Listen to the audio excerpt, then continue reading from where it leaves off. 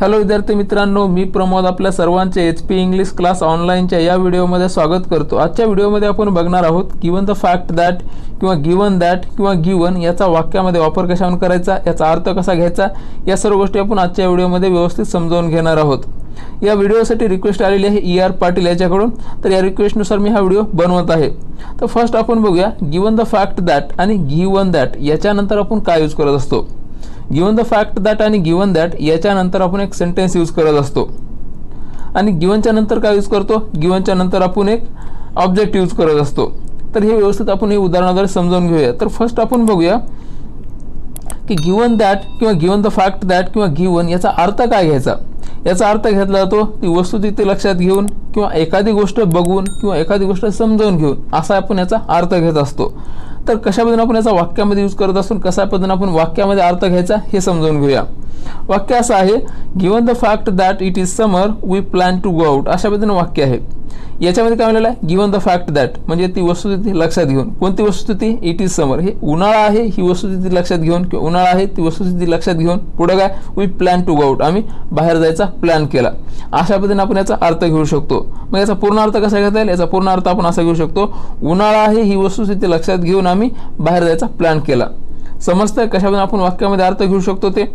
Next sentence बघूया। Next sentence आहे, given the fact that English is not our mother tongue we should practise daily to be fluent, अशा पद्धतीने वाक्य आहे। आता वाक्यामध्ये काय म्हणलेलं आहे, गिवन द फॅक्ट दॅट म्हणजे ती वस्तुस्थिती लक्षात घेऊन, कोणती, English is not our mother tongue, इंग्रजी ही आपली मातृभाषा नाही ही वस्तुस्थिती लक्षात घेऊन पुढे काय, we should practise daily to be fluent म्हणजे आपण दररोज प्रॅक्टिस केली पाहिजे, कशासाठी, टू बी फ्लुएंट म्हणजे फ्लुएंट होण्यासाठी आपण दररोज प्रॅक्टिस केली पाहिजे, इंग्रजी ही आपली मातृभाषा नाही ही गोष्ट लक्षात घेऊन। नेक्स्ट सेंटेन्स बघूया। नेक्स्ट सेंटेन्स आहे, given the fact that she is weak her brother let her take rest, अशा पद्धतीने वाक्य आहे। आता वाक्यामध्ये काय म्हणलेलं आहे, गिवन द फॅक्ट दॅट म्हणजे ती वस्तुस्थिती लक्षात घेऊन, कोणती वस्तुस्थिती, शी इज वीक म्हणजे ती अशक्त आहे, ती कमजोर आहे ही गोष्ट लक्षात घेऊन, ही वस्तुस्थिती लक्षात घेऊन पुढे काय, her brother let her take rest म्हणजे तिचा भाऊ तिला आराम करू देतो, तिचा भाऊ तिला विश्रांती करू देतो, अशा पद्धतीने आपण याचा अर्थ घेऊ शकतो। नेक्स्ट सेंटेन्स बघूया। नेक्स्ट सेंटेन्स आहे, given that he is illiterate his owner makes him work lot and pays less, अशा पद्धतीने वाक्य आहे। या वाक्यामध्ये काय म्हणलेलं आहे, गिवन दॅट, याच्यामध्ये आपण गिवन दॅटचा यूज केलेला आहे, याच्या अगोदर आपण गिवन द फॅक्ट दॅट याचा यूज केला होता।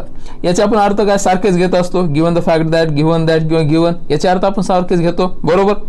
मग या वाक्यामध्ये काय म्हणलं, गिवन दॅट म्हणजे हे समजावून घेऊन किंवा ही गोष्ट लक्षात घेऊन किंवा ते बघून, काय बघून, ही इज इलिटरेट म्हणजे तो निरक्षर आहे ही गोष्ट लक्षात घेऊन किंवा हे बघून पुढे काय, his owner makes him work lot म्हणजे त्याचा मालक त्याला खूप काम करायला लावतो, आणि पुढे काय, अँड पेज लेस खूप काम करायला लावतो आणि कमी पे करतो, कमी पैसे देतो, बरोबर।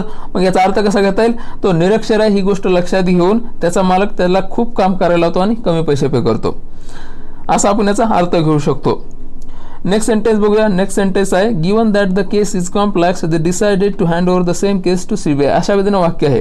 या वाक्यामध्ये काय म्हणलेलं आहे, गिवन दॅट म्हणजे ही गोष्ट लक्षात घेऊन, कोणती गोष्ट लक्षात घेतलेली आहे, the case is complex, case ही गुंतागुंतीची आहे ही गोष्ट लक्षात घेऊन पुढे काय, ते decided to hand over the same case to CBI म्हणजे ती सेम केस CBI ला पुढे हस्तांतरित करायची किंवा CBI ला सोपवायची असं त्याने डिसाईड केलं। केव्हा डिसाईड केलेलं आहे, ती केस कॉम्प्लेक्स आहे ही गोष्ट लक्षात घेऊन त्यांनी ती केस CBI ला हँड ओव्हर करायची असं ठरवलं।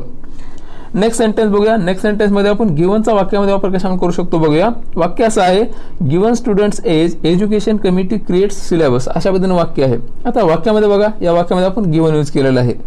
गिवनच्या नंतर आपण कुठलं सेंटेन्स यूज केलेलं आहे का, सेंटेन्स नाही, याच्यामध्ये काय आहे, ऑब्जेक्ट आहे।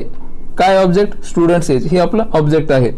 मग अशा पद्धतीने आपलं वाक्य तयार होतं, गिवन स्टुडंट्स एज मग याचा अर्थ कसा घेऊ शकतो, विद्यार्थ्याचं वय लक्षात घेऊन किंवा विद्यार्थ्याचं वय समजवून किंवा विद्यार्थ्याचं वय बघून असं आपण याचा अर्थ घेऊ शकतो। पुढे काय म्हणतोय, एज्युकेशन कमिटी क्रिएट सिलेबस म्हणजे एज्युकेशन कमिटी काय करते, तर एज्युकेशन कमिटी सिलेबस तयार करत असते, असा याचा अर्थ होतो। या वाक्याचा पूर्ण अर्थ कसा घेता येईल, या वाक्याचा पूर्ण अर्थ असा घेऊ शकतो, विद्यार्थ्याचं वय लक्षात घेऊन एज्युकेशन कमिटी अभ्यास तयार करते, असा आपण याचा अर्थ घेऊ शकतो। नेक्स्ट सेंटेन्स बघूया। नेक्स्ट सेंटेन्स आहे, given the current state of economy it may not be a good idea to start a business, अशा पद्धतीने वाक्य आहे। मग या वाक्याचा अर्थ कसा घेता येईल बघा, given the current state of economy म्हणजे सध्याची आर्थिक परिस्थिती लक्षात घेऊन पुढे काय म्हणलं, it may not be a good idea ही एक चांगला विचार असू शकत नाही किंवा ही एक चांगली आयडिया असू शकत नाही, कायसाठी? टू स्टार्ट अ बिझनेस, म्हणजे बिझनेस सुरू करण्यासाठी काय ही एक चांगली आयडिया होऊ शकत नाही. मग पूर्ण अर्थ कसा घेता येईल वाक्याचा अर्थ असा घेऊ शकतो की सध्याची आर्थिक परिस्थिती लक्षात घेऊन बिझनेस सुरू करणं ही एक चांगली आयडिया असू शकत नाही, असा आपण याचा अर्थ घेऊ शकतो. समजतं कशामधून आपण याचा अर्थ घेतोय? तो या व्हिडिओचं शेवटचं एक वाक्य बघूया. शेवटचं वाक्य आहे गिवन ही सिच्युएशन श्याम हेल्प हिम, अशा पद्धतीनं वाक्य आहे. या वाक्याचा अर्थ कसा घेता येईल? वाक्याचा अर्थ असा घेऊ शकतो गिवन ही सिच्युएशन, म्हणजे त्याची परिस्थिती समजावून घेऊन किंवा त्याची परिस्थिती बघून श्याम हेल्प हिम, श्यामनं त्याला मदत केली, असा याचा आपण अर्थ घेऊ शकतो. मी आशा करतो की तुम्हाला याच्यामध्ये गिवन किंवा गिवन दॅट किंवा गिवन द फॅक्ट दॅट याचा वाक्यामध्ये वापर कशाने करायचा हे तुम्हाला व्यवस्थित समजलं असेल. आणि जर तुम्हाला हा व्हिडिओ पूर्णपणे समजला असेल तर प्लीज लाईक करा, शेअर करा आणि सबस्क्राईब करा. चला तर मग पुन्हा भेटूया पुढच्या व्हिडिओमध्ये. तोपर्यंत प्रॅक्टिस करत राहा. Good bye.